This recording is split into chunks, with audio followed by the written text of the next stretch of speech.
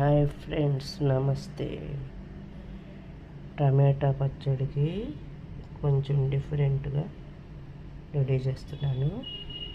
జీలకర్ర, మెంతులు, పచ్చిమిర్చి, కొత్తిమీర, చిన్నుల్లిపాయ, ఉల్లిపాయలు.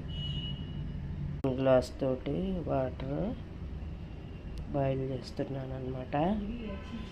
దీంట్లో సాల్ట్, ఉప్పు వేయాలి. ఉప్పు అన్నమాట. ఇలా అన్ని ముక్కలు కట్ చేసేసుకున్నాను. పసుపు అన్నీ వేసి,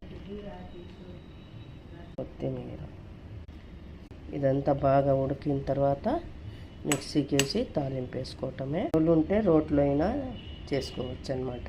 మిర్చి కూడా వేయాలి, మర్చిపోయాను, ఇందాక వేసేసాను. ఇవి కూడా బాగా ఉడికిపోతాయి అన్నమాట.